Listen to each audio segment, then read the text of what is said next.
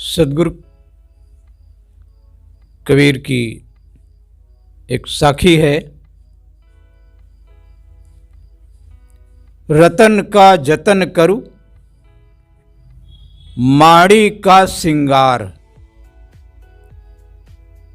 आया कबीरा फिर गया झूठा है हंकार।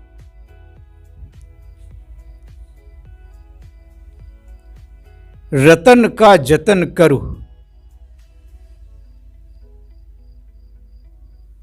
रतन क्या है? शुद्ध शब्द है रत्न।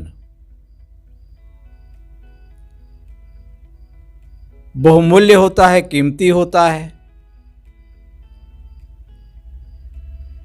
अनेक प्रकार के रत्न होते हैं।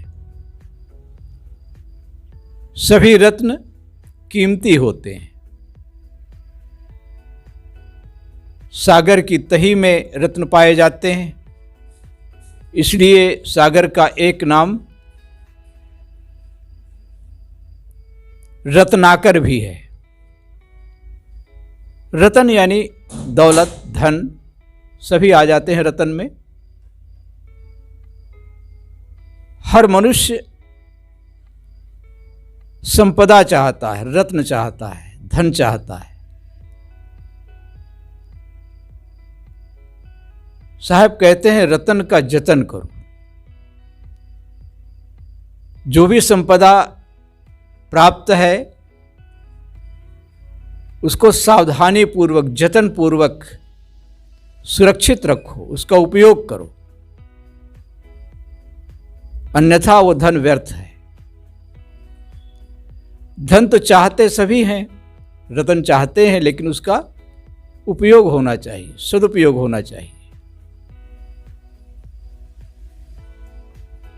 किसी ने कहा है, दुंदुभिस्तु सुतराम चेतनस्तन मुखादपि धनन धनन धनम इत्थमेव निर्दह प्रवर्तते किम पुनर्यदि जनः सचेतनः। ढोल तो सर्वथा अचेतन है, फिर भी उसे बजाने पर धन धन धन धन धन यही आवाज आती है।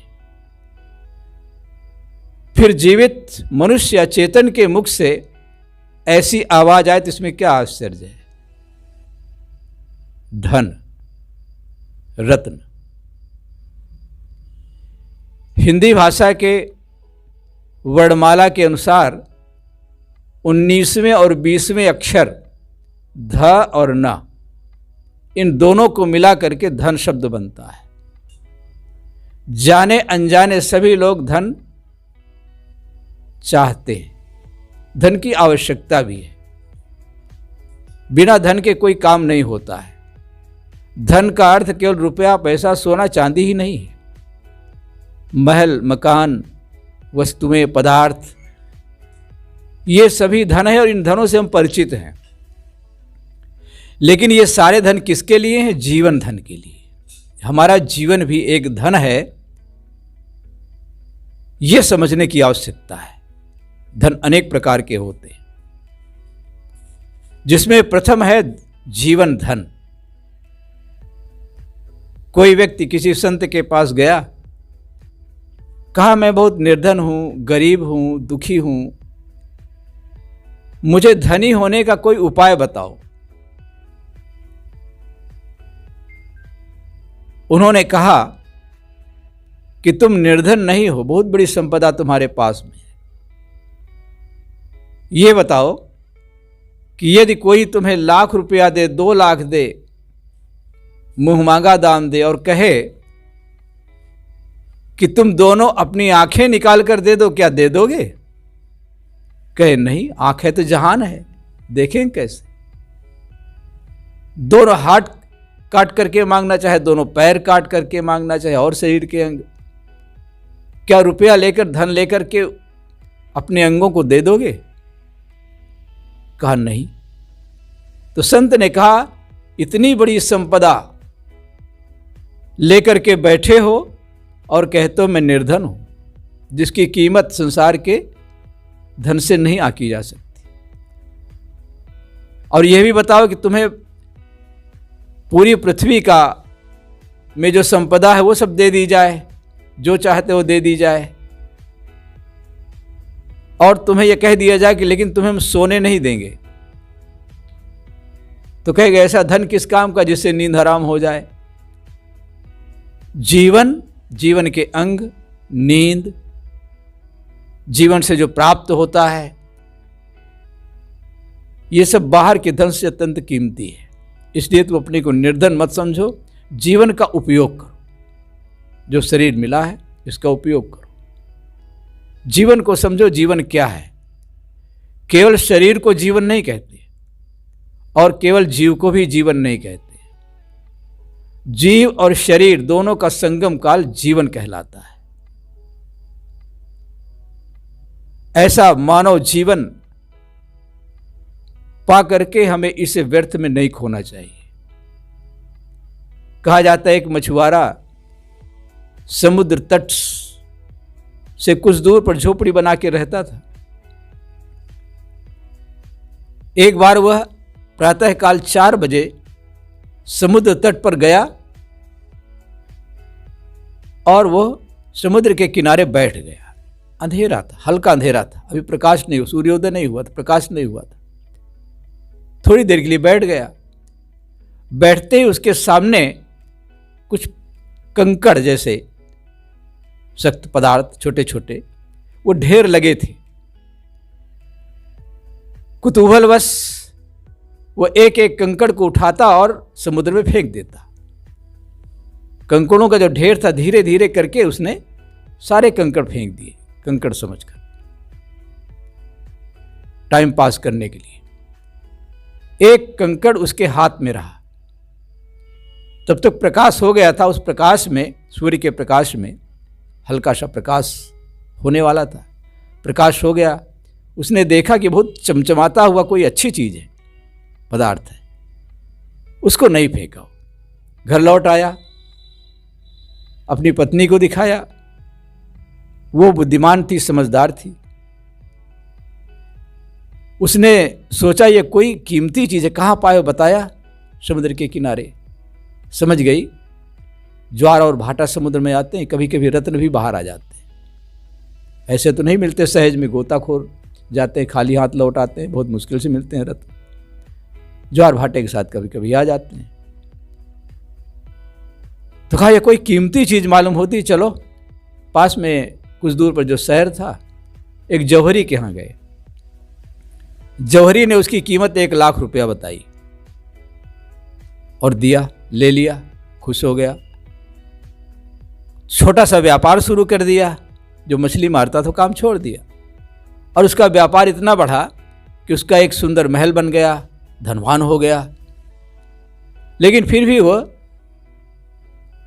अपने काम से जब फुर्सत पाता तो एकांत कमरे में जब बैठता कक्ष में, तो बहुत निराश, उदास, चिंतित, सिर पर हाथ रख करके बैठ जाता, जैसे कोई चिंता कर रहा हो, दुखी। पत्नी उसको 1-2 बार देखा, कई बार देखा।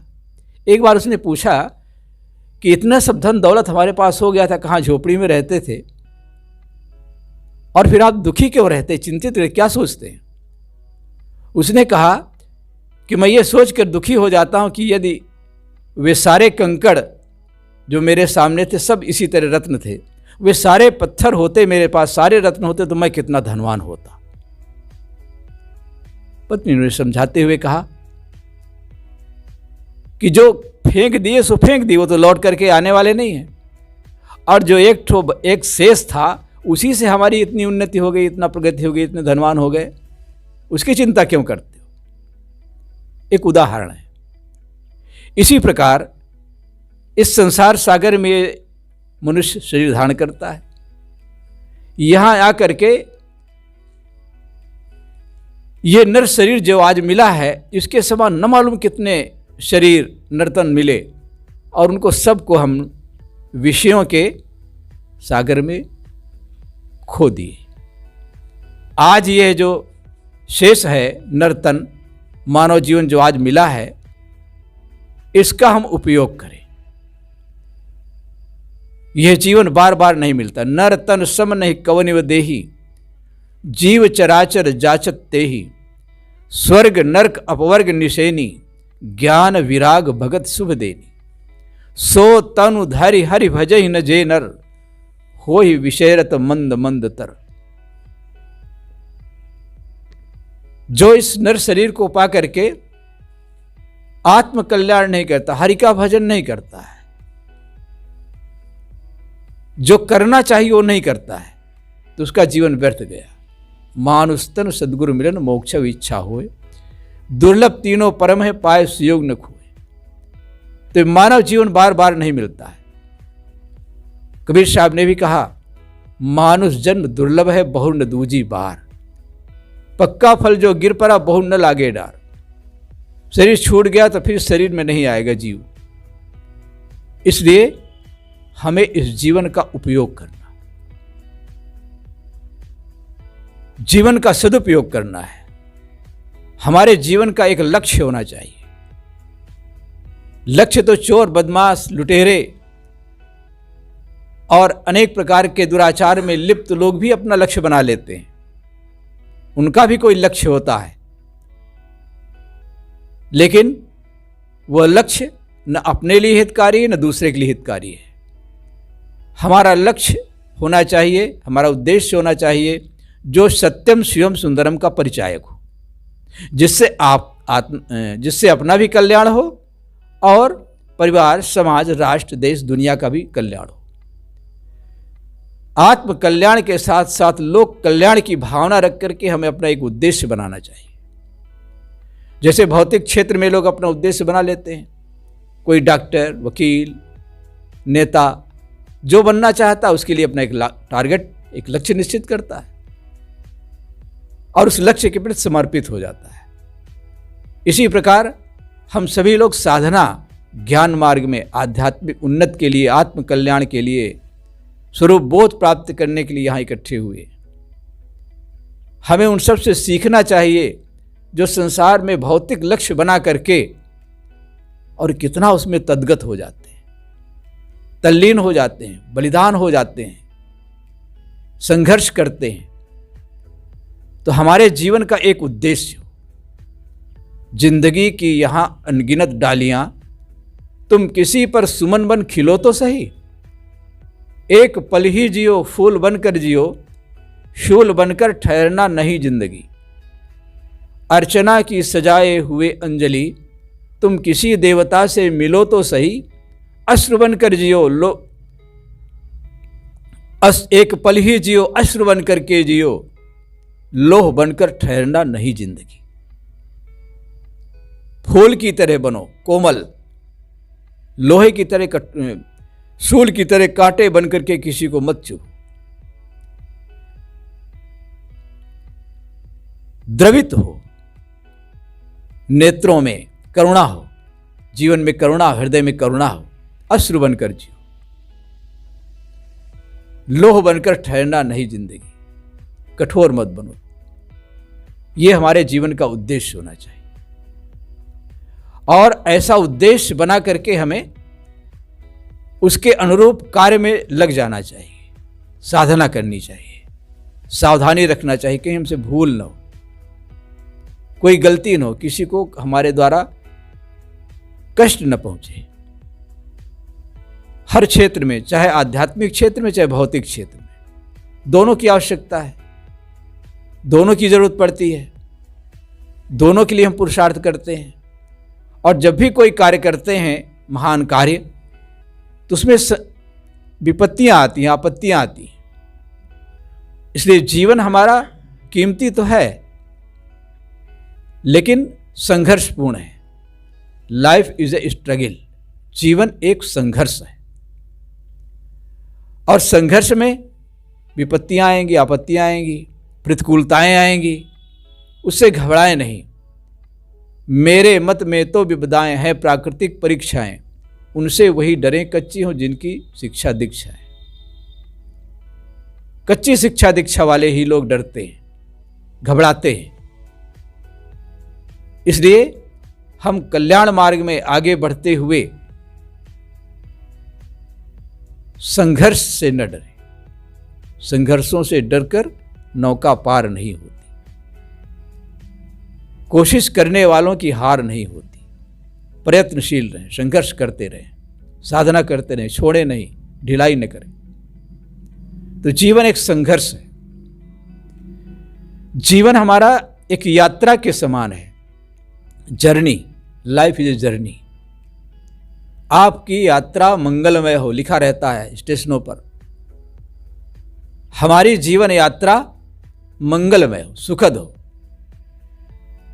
यात्री मिलते हैं राह में, उनके साथ सुंदर व्यवहार करें। समाज में, परिवार में, जहां जो लोग हैं, अनेक योग्यता के लोग मिलते हैं। सबसे हिलमिल चालिए नदी नाव संजोग, तुलसी या संसार में भांति भांति के लोग। सबसे हिलमिल चालिए नदी नाव संजोग। भूल हो जाती है। साहब कहते हैं भूला तो भूला बहुर के चेतना। भूल हो जाती है, लेकिन फिर हम सावधान हो जाएं, भूल को दोहराएं नहीं। तो इसलिए हमारा जीवन एक यात्रा के समान है। यात्रियों के साथ सुंदर व्यवहार करें। हमारा जीवन एक त्योहार के समान है, फेस्टिवल। हर त्योहार को खुशी से मनाया जाता है। जीवन भी एक त्योहार है, खुशी से मनाएं, प्रसन्नता से मनाएं। हमारा जीवन एक धर्मशाला में जैसे हम जाते हैं, ठहरते हैं, सदा नहीं रहते, चल देते हैं, ऐसे हमें इस जीवन को धर्मशाला की भांति समझना चाहिए। यहां इसको अपना मान करके कोई ठहर जाए तो निकाल दिया जाएगा धर्मशाला से, सुखी नहीं रह सकता। कहते हैं सम्राट अकबर ने आगरा से 40 किलोमीटर दूर फतेहपुर सीकरी शहर बसाया। जिस किसी कारण से वहाँ की राजधानी बनाना चाहता था, लेकिन कर नहीं पाया, आगरा से पुनः लौट आया। पानी की दिक्कत थी, क्या था, बस नहीं पाया वो नगर फतेहपुर सीकरी। अनेक ऐतिहासिक स्थल है वो वहाँ पर देखने योग्य, लेकिन उसके जीवन काल में जैसा वो चाहता था वैसा बस नहीं पाया, आबाद नहीं हो पाया। जो सड़क फतेहपुर सीकरी को जोड़ती थी, जो पुल, उसके द्वार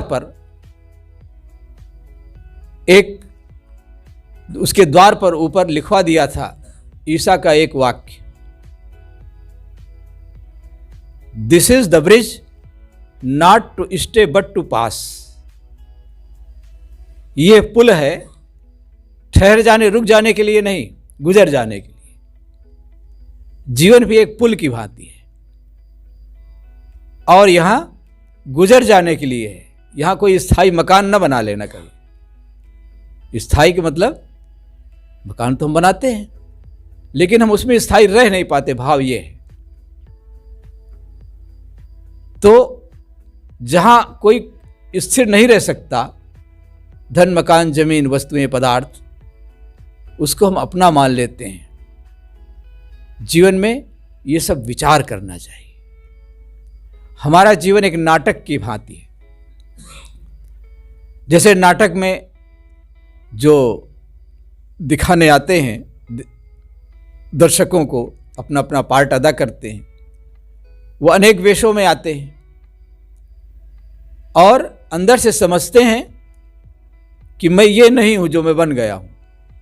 all the world is a stage, all the men and women merely players। ये सारा संसार क्या है? रंगमंच है। और यहां जितने प्राणी आए हैं सब मात्र अभिनेता और अभिनेत्री हैं, अपना अपना पार्ट अदा करके चले जाते हैं, कोई स्थिर नहीं रहता है। कहते हैं किसी देश में ड्रामा नाटक को कहते हैं ड्रामा। तो वहां एक ऐसा ड्रामा लिखा होता है जिसके बाहर लिखा हुआ है नो ड्रामा। उसके अंदर जब लोग प्रवेश करते हैं तो वहां सभी लोग अपना अपना कोई एक्टिंग करते हैं, कोई नाच रहा है, कोई कूद रहा है, कोई खेल रहा है, कोई उछल रहा है। वहां कोई दर्शक ऐसा नहीं, जैसे नाटक में तो कुछ दिखाने वाले होते हैं स्टेज पर और देखने वाले स्थिर रहते हैं, वहां कोई स्थिर नहीं रहता। वहाँ सब दृष्टा भी है, सब दृश्य भी है, एक दूसरे को देखते हैं। No drama. ड्रामा का मतलब होता है कोई करे और कोई देखे, वहाँ करने देखने वाले सब मिले हुए हैं। तो ये नाटक भी है और नाटक भी नहीं है, समझा जाए, सब नाटकी हैं। दृष्टा बने हम, साक्षी बने, इसमें मिल न जाए। संभल कर बैठना, जलवा मोहब्बत देखने वालों, तमाशा खुद न बन जाना तमाशा देखने वालों। तमाशा होता, तमाशा में घुस गए तो तुम भी तमाशगीन बन जाओगे, लफड़े में पड़ सकते हो। जब कहीं दो व्यक्ति सड़क के किनारे लड़ते होते, गाली गलौज करते, तो भीड़ इकट्ठा होती, सभी लोग बड़ा उत्सुक होते हैं देखने में, लड़ाई सबको देखने में मजा आता है। लेकिन उन्हीं में से किसी ने किसी के पेट में छुरा भोंक दिया, खून निकल गया, फिर वहां कोई व्यक्ति रुकता नहीं है। वो इसीलिए रुके थे कि अंतिम परिणाम क्या होता है। सब भाग जाते हैं, रुकेंगे तो गवाही देना पड़ेगा, फंसेंगे। ऐसे ये संसार का खेल है, फंसना नहीं है। यहां दृष्टा है, देखना पड़ेगा, आंखें हैं, कान से सुनना पड़ेगा। सारी इंद्रियों की क्रियाएं बंद नहीं की जा सकती, लेकिन वही देखें जो देखने योग्य है, वही सुने जो सुनने योग्य है, वही खाएं जो खाने योग्य है, वही करें जो करने योग्य है। यह जीवन की सफलता है। हमारा जीवन, हमारे जीवन का एक जो आध्यात्मिक पक्ष है, उस पर भी ध्यान देने की आवश्यकता है। हमारा जीवन क्या है? दुखों से भरा है। यहां हर प्राणी दुखी है और दुखों से निवृत्ति चाहता है। हर प्राणी, कोई ऐसा नहीं है, केवल मनुष्य नहीं जो सुख न चाहते। सभी प्राणियों का एक लक्ष्य सुख, सुख, सुख। लेकिन दुखी है तभी तो सुख चाहता है। नानक दुखिया सब संसार, सो सुखिया जो नाम आधार। साहब कहते हैं सदगुरु कबीर, बहुत दुख दुख दुख की खानी, तब बचियो जब राम ही जानी। ऋषियों ने कहा दुख में सर्वम विवेकिना, दुखालयम अशाश्वतम। ये सारा संसार दुख का घर है और यहां भौतिक क्षेत्र में कोई कितना ही उन्नत कर लेता है, लेकिन अंत में उसकी क्या दशा होती है। अभी देखो लता मंगेशकर के अंतिम वचन थे कि मैं इतना, मेरे पास कारें थी, गाड़ी थी, आज मेरी ये दशा कि मुझे लोग पकड़ कर ले जाते हैं। शरीर छूट गया। शरीर छूटने के बाद यदि कोई बताने आए तो ये भी बता सकता है, आता तो है नहीं कोई, लेकिन कल्पना की जाए कोई आए जलाने फूकने गाड़ने के बाद, राख हो जाने के बाद, एक दिन मेरे ये था लेकिन देखो मैं एक मुट्ठी राख का ढेर हो गया, आज मैं जमीन के अंदर हूँ, कौन बताने आता है। लेकिन इतना जितना जीवन काल है तब तक का दुख बता सकता है, शरीर छूटने के बाद कुछ तो बता नहीं सकता है। लेकिन साहब कहते हैं जाको दर्शन इत है ताको दर्शन उत, जाको दर्शन इत नहीं ताको इत न उत। जैसा संस्कार, जैसे विचार, जैसे क्रिया, जैसे कर्म आज किए हैं, उसी के अनुसार हमारी गति होगी। हमने ऐसा काम किया है, ऐसे कर्म किए हैं जिससे हमारा दुख बढ़े, तो वही दशा आगे भी होगी शरीर धारण करके। और हमने दुखों से निवृत्ति होने का कार्य, कल्याण किया है, आत्मबोध प्राप्त किया, सत्संग, बोध, विचार, सदाचार के पथ पर चले हैं और अपना अंतिम काम कर लिए हैं, तो साहब कहते हैं वही बचेगा जो राम को जानेगा, तब बचियो जब राम ही जानी। राम मेरा स्वरूप है, रमनते यज्ञो अस्मिन्नित ई रामा। जिसमें योगी जन रमण करते हैं वही राम है। और उस राम में रमने के लिए हमें संसार में आसक्त नहीं होना है। यहां की किसी भी वस्तु को अपना नहीं मानना है। सब स्वप्न की भांति है। सदगुरु कबीर ने कहा सपने सोया मानवा, खोलिज देखे नैन, जीव पड़ा बहु लूट में ना कछु लेन न दे। लूट में पड़ा है, बहुत कुछ प्राप्त कर लूंगा, बहुत मेरे पास है, स्वप्न की संपत्ति है, स्वप्न का खेल है। स्वप्न में मनुष्य क्या पाता है? जागता है तो सब गायब हो जाता है। कहते हैं कि राजा अपनी रानी के साथ कहीं भ्रमण में निकला पर्यटन के लिए, और कुछ महीनों बाद वापस आया। वो जिस राज्य का राजा था उस राज्य के पास एक बड़ी नदी बहती थी, और उस नदी में कभी कभी बाढ़ आती थी, लोग त्रस्त हो जाते थे। उसके पहले बाढ़ आने के पहले राजा गया था, लौटा, सोचा जल्दी से अपने घर पहुंच जाएं। राज्य में पहुंचने के पहले ही राज्य के बाहर अंधेरा हो गया, तो एक कुएं के पास झोपड़ी थी, छोटे छोटे मकान थे। कहा भाई हमें तो कुछ आश्रय चाहिए, यहाँ आश्रय चाहिए। आश्रय दिया गया उनको। राजा सोया हुआ है और रात में सपना देखता है कि मैं अखिल ब्रह्मांड पूरे विश्व का सम्राट हो गया हूं। विशेष हूं विशेष, चाहे होवन चाहे नरेश, नरेश चाहे इंद्रपति। यह तृष्णा की रीत थी। स्वप्न में वही होता है जो हम दिन में सोचते हैं, संस्कार। कितना ही गरीब आदमी हो, धन का स्वप्न देखता है, धनी होने का स्वप्न देखता है, तो जागृत में नहीं हो पाता तो सपने में धनी हो जाता है, मिल जाता है धन कुछ। तो राजा का एक राज्य तो था, लेकिन उसे स्वप्न में संपूर्ण पृथ्वी का राज्य मिल गया। बहुत खुश है, सब उसके अनुसार उसकी आज्ञा में चलते हैं। लेकिन सवेरा होता है, नींद टूट जाती है।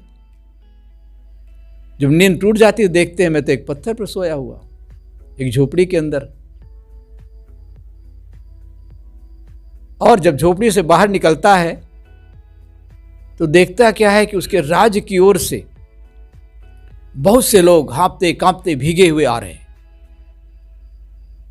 कहा तुम लोग कहां से आ रहे हो?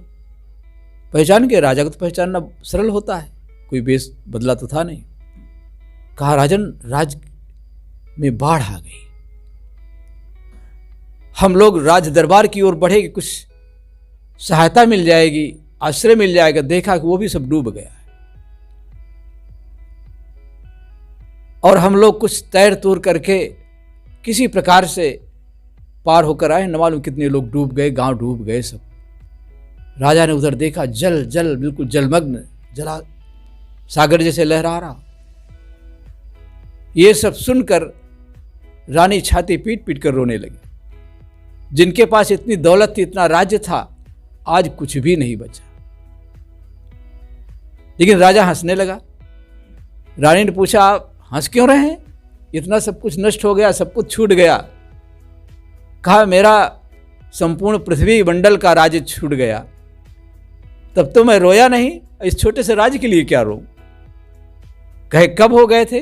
कब? कहे जब रात में सोया था सपने में। रानी ने कहा तो सपना था ना। तो राजा ने कहा यह भी सपना है। उस सपने को आंख बंद करके मैंने देखा था, और इस सपने को आंख खोल करके देखता हूं। है दोनों सपने। एक सपना हम रात में देखते हैं आंख बंद करके, और जब सपना देखते हैं तो क्या झूठ लगता है? सपने में जो हम रुपए गिनते हैं, पैसे गिनते हैं, किसी से मिलते हैं, डरते हैं, लड़ते हैं, झगड़ते हैं, सारी क्रियाएं करते हैं, उस समय यह थोड़ी लगता कि मैं झूठ देख रहा हूं, सच लगता है। और उसी समय नहीं, जागने के बाद भी दिल धड़क रहा है, कांप रहा है। सपने में लोग भागते हैं। ऐसे एक दो संतों का भी उदाहरण है, नाम नहीं लेंगे। वो सपने में चार पहिए लेकर भाग रहे हो। उनको पता थोड़े कि मैं सपने में हूं। तो कहने का अर्थ यह है कि सपना देखते समय सपना सच लगता है, जागते हैं तब झूठ मालूम होता है। और यह सपना बिल्कुल जाग करके हम कहते हैं सच है, कैसे कह सकते हैं झूठ? खा रहे हैं, पी रहे हैं, देख रहे हैं, सुन रहे हैं, संसार का व्यवहार हो रहा है, झूठ कैसे हो सकता है? लेकिन मूंदा हूं आंख, कहता हूं कछु नाही। कहते हैं कृष्ण जी नटखट थे बचपन से, तो दूध पीना, माँ का दूध बच्चा पीता है बचपन में, छोटा होता है। तो कहा माँ दूध पिला दो। तो माँ ने कहा जब अंधेरा हो जाएगा, रात हो जाएगी, तब दूध पिलाऊंगी। तो उन्होंने किसी जी ने आंखें मूंद ली। कहा मूंदा हुआ कतब कुछ नहीं। आंख मूंद लिया, बस हाँ रात हो गई। तो मूंदा हुआ कतम कुछ नहीं, रात हो गई।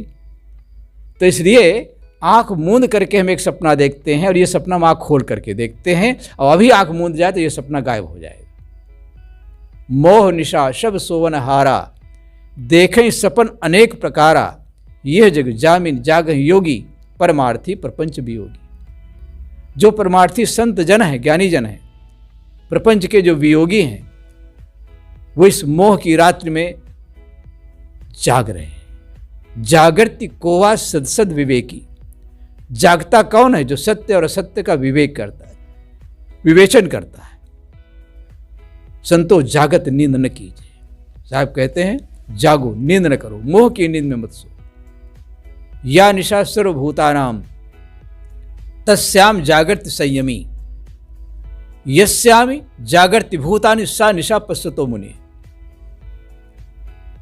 या निशा सर्वभूतानाम, जिसमें समस्त प्राणी सोते हैं मोह में, उसमें ज्ञानी जागता है। और जिस ज्ञान से, विचार से, विवेक से की ओर से ज्ञानी संसारी पीठ कर दिया है, सो रहा है, उसमें संतजन जागते हैं। जागो संतो जागो अब भई भोर। संत हमें जगाते हैं, और जो जगाते हैं यदि वही सो जाएंगे तो जगाने वाला कौन होगा? माता पिता, गुरु, साहित्य, समाज, छोटा बड़ा, सब लोग हमें जगाते हैं, हमारी भूलों को बताते हैं। भूल सबसे हो सकती है, ये नहीं कि बड़ों से नहीं होती, छोटों से नहीं होती, बड़ों से नहीं होती, सबसे होती। भूल मिटे गुरु मिले पारखी, पारख देई लखाई, कहीं कबीर भूल की औसत पारख सबकी भाई। तो मैं कह रहा था, मूल स्थान पर आऊं। सपना, यह संसार दुखपूर्ण है, यह संसार सपना है। इस सपने की नींद से जागना होगा, और अंतिम जीवन का जो वास्तविक स्वरूप है, जो आप सुबह सुन रहे थे, शाश्वत जीवन। यह जीवन तो यहीं तक सीमित है, यह शरीर यहीं तक सीमित है, और इसमें बाल्यावस्था आती है, युवावस्था आती है, वृद्धावस्था आती है, बीच में ही शरीर छूट जाता है। कोई ठिकाना नहीं है, थोड़े दिन का है। एक सा समय कहाँ रहता है? शाश्वत नहीं रहता, एक सा नहीं रहता, सदा नहीं रहता। सवेरे का समय, प्रातःकाल का सूर्योदय दोपहर को नहीं रहता, बदल जाता है। संध्या को नहीं रहता, ऋतुएं बदल जाती हैं, दिन बदल जाते हैं, सब कुछ बदलता है यहाँ। लेकिन इस बदलते हुए परिवेश में, शरीर और संसार के बदलते हुए दृश्यों के बीच में, इन सबको देखने वाला, जानने वाला, समझने वाला वो कौन है? दृष्टा, आत्मा, चेतन, आप स्वयं हैं। आप नहीं बदलते, आप स्थिर रहते हैं। यदि आप ही बदल जाएं तो कौन दृश्य को देखेगा, कौन जानेगा? कौन बचपन की बात कहे हमारे बचपन में ऐसा हुआ था? बचपन में थे तभी तो कह रहे हैं। इतनी इतनी स्मृतियां मन में भरी हुई हैं, मन दिखाई नहीं देता। जब मन नहीं दिखाई देता और मन में ही संस्कार भरे हैं, तो कोई आंखों से देखना चाहे आत्मा को, चेतन को, पहले दिखाओ तो जाने। दिखाई देने वाली चीज थोड़े है, देखने वाला है, वो साक्षी है। जो साक्षी भाव में रमता है वो समझ लो शाश्वत जीवन को पा गया। ऐसा जीवन जो नष्ट होने वाला नहीं है। हमें ऐसा ही जीवन प्राप्त करना है। प्राप्त करना कोई बाहर से नहीं है, नित्य प्राप्त है।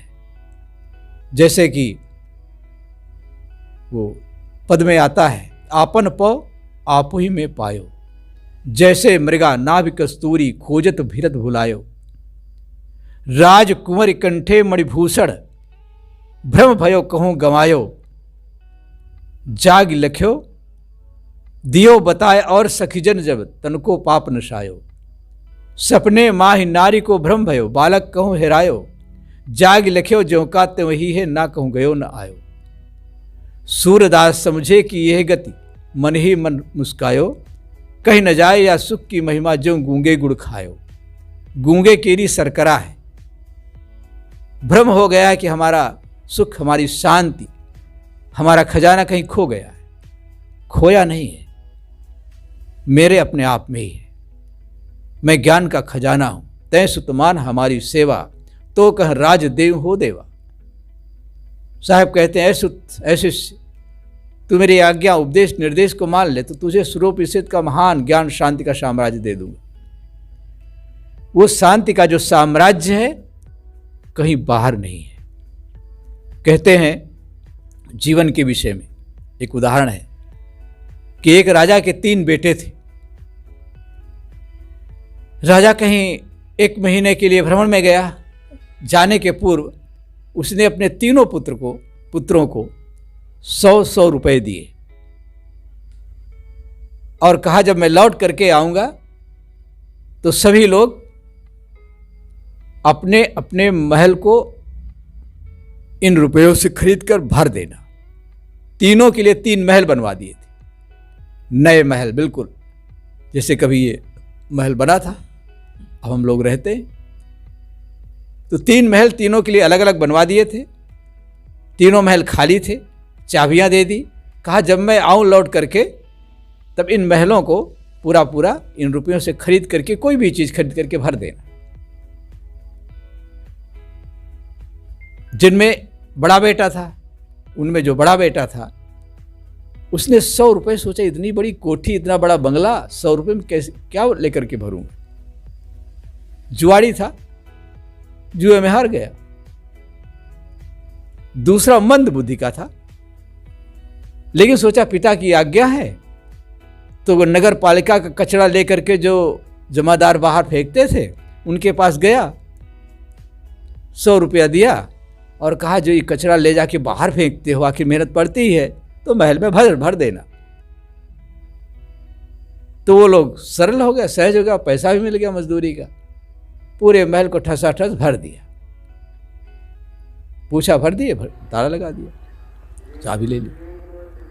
तीसरा जो सबसे छोटा बेटा था, राजकुमार, वो 1 महीने तक केवल विचार करता रहा। और अंतिम दिन, जैसे अब अंतिम दिन है, संध्या के समय राजा को आना था वापस, तो बाजार में गया और कुछ इत्र, तेल, फुलेल, सुगंधित पदार्थ ले लिए, फूल मालाएं ले आया।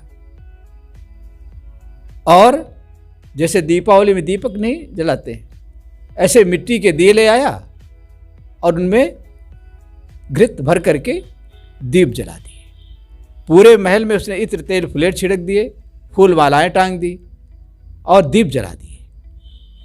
राजा आया वापस, तीनों बेटों को बुलाया, कहा तुमने अपने अपने महल को किस चीज़ से भरा? बड़े को बुलाया, बड़े लाल, बड़े राजकुमार जी को। वो सिर नीचा कर लिए, शर्मिंदा हो गए, क्या बताया कि जुआ में हार गया, हार ही गया था।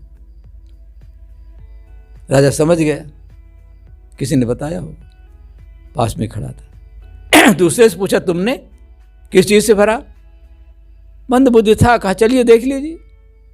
ताला, वो चाबी से ताला खोला और दरवाजा जैसे ही खोला बड़ी जोर से बदबू आई। राजा हट गया, कहे किस चीज़ से भरा? कहा 100 रुपये में ये कचरा जो जाता था उसी से भर दिया। हट गया राजा। तीसरे से पूछा तुमने किस चीज़ से भरा? दरवाजा खोला, ताला खोला, कहा आइए देख लीजिए किसी, कहा तुमने भरा किस चीज़ से? कहा आप स्वयं देख लीजिए। राजा उस महल के अंदर जैसे प्रवेश करता है, खूब सुगंधित पदार्थ,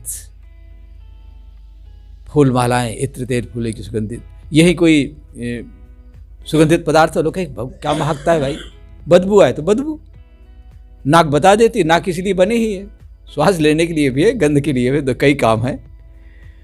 तो कहा किस चीज़ से भरा है? उसने बड़ी विनम्रता, गंभीरता के साथ कहा पिताजी, राजन, मैंने इस महल को प्रकाश और सुगंधि से भर दिया। आप इस मकान के किसी महल के किसी कोने में चले जाइए, हर जगह आपको प्रकाश मिलेगा और सुगंधि मिलेगी। राजा ने अपने उस तीसरे छोटे बेटे को ही अपना उत्तराधिकारी बनाया और उसे राजगद्दी दी। इसी पर याद आया था कि तय सुतमान हमारी सेवा तो कह राजदेव हो देवा। सदगुरु कहते हैं, संतजन कहते हैं, मैं तुझे ज्ञान का अखंड राज्य दूंगा। बाहर के राज्य तो छूट जाते हैं, एक ऐसा राज्य है, एक ऐसा जीवन है जो कभी छूटने वाला नहीं है, एक ऐसी संपदा है। तो हमारा जीवन एक संपदा है। साहब ने कहा, रतन का जतन करो माड़ी का सिंगार, आया कबीरा फिर गया झूठा है अहंकार। मानव जीवन एक रतन है, कहां कबीर ये अवसर बीते, रतन न मिले बहोरी हो। इसीलिए रतन कहा गया है कि इससे ज्ञान का रत्न प्राप्त होता है। वह रत्न प्राप्त होता है जो खोता नहीं है, जिसे कोई लुटेरा छीन नहीं सकता है, चुराया नहीं जा सकता, सड़ता नहीं, गलता नहीं। रतन का जतन करो। जतन यानी यत्न, पुरुषार्थ, सावधानी पूर्वक चलें, खाएं, पिएं, बोलें, बैठें, क्रियाएं करें। जतन यानी जतन से कहते, जतन से काम करो भाई। जतन का एक जतन से बड़े बड़े काम हो जाते हैं। कहते हैं एक राष्ट्रपति, हमारे यहाँ के प्रथम राष्ट्रपति राजेंद्र प्रसाद, एक बार कहीं बताया था किसी से, वो गए विदेश में तो कोई समस्या राजनेताओं की थी, हल नहीं हो रही थी। उन्होंने तुरंत उस समस्या को हल कर दिया। तो उन्होंने कहा, आप कैसे इस समस्या को हल कर दिए? कहे जुगाड़ से काम बन गया। अब जुगाड़ क्या होता है? तो उन्होंने कहा, जुगाड़ बताया नहीं जाता है। हमारे देश में सब काम जुगाड़ से होता है। तो कहते वो नेता कालांतर में जब कभी यहाँ आया, उसके दिमाग में गूंज गया था। न तो डिक्शनरी में कहीं कुछ मिले समझ में आए, और न तो उन्होंने कुछ बताया।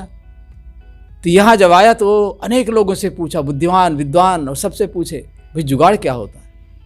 अरे कहे, हमारे देश में सब काम जुगाड़ बन जाता है, फिर बैठ जाता है, बताया थोड़े जाता है कहीं। तो जुगाड़ बताया जाए तो जब किसी कोई बात पूछे बताया नहीं जाता तो और आश्चर्य होता है कि ये बताते क्यों नहीं है। तो जिससे पूछे एक ही उत्तर, बताया नहीं जाता। जुगाड़ बताया नहीं जाता तो फिर बैठ जाता है, स्किल काटा बैठ जाना, सब मेल बन जाना, संजोग बन जाना, यही है। तो हम लोगों का जुगाड़ बन गया है, घर परिवार से हट करके अच्छा विचार बोध मिला, शरीर मिला, संतों का संग मिला। अब ये जुगाड़ ऐसा बैठ जाए कि हमारा अपना काम बन जाए। काम बनाने के लिए आए। इसलिए काम बनाना क्या है? अपने जीवन का निर्माण, सदाचार, नैतिकता, मानवता, सुंदर चरित्र। इंसान की खुशबू रहती है, इंसान बदलते रहते हैं। दरबार लगा रह जाता है, सुल्तान बदलते रहते हैं। खुशबू रह जाती है, चरित्र की सुगंधी रह जाती है, और वही समाज में, लोक में हित का काम करती है। इसलिए हम अपने को एक डायनमो, एक आदर्श बनाएं। हमारे द्वारा किए हुए कर्म दूसरों के लिए प्रेरणा का स्रोत बने, और यह तभी हो सकता है जब हम वह कार्य करें जिससे समाज के लोग प्रेरणा लें। और कोई प्रेरणा ले न ले, कोई माने न माने, हमें स्वयं मानना है, स्वयं जानना, स्वयं समझना है, स्वयं उस पथ पर चलना, सदाचार के पथ पर। जब हम उस पथ पर चलेंगे तो साहब कहते हैं, रतन का जतन करो माड़ी का सिंगार। माड़ी जैसे कपड़े में माड़ी की जाती है, और शरीर में मेकअप किया जाता है, श्रृंगार, सब झड़ जाते हैं, सब हट जाते हैं, रहते नहीं हैं श्रृंगार, दिखाऊ। तो ये सब हट जाने वाला है, सदा रहने वाला नहीं। माड़ी का श्रृंगार, आया कबीरा फिर गया झूठा अहंकार। जीव आता है और फिर करके चला जाता है, अन्य खानियों में चला जाता है, जैसे कर्म किए वैसे जाएगा। इसलिए अहंकार झूठा है, प्राणी और पदार्थों का अहंकार झूठा है। ये जीवन जो हमें मिला, शरीर मिला है, इसका भी अहंकार करना व्यर्थ है, आज है कल नहीं है। इसके अंदर जो शाश्वत है वो मेरा अपना स्वरूप है, शाश्वत जीवन। आप सुनते हैं, जैसा उसको मनन करें, चिंतन करें और जीवन का कल्याण करें, यही जीवन की सफलता है। बोलिए सद्गुरुदेव की।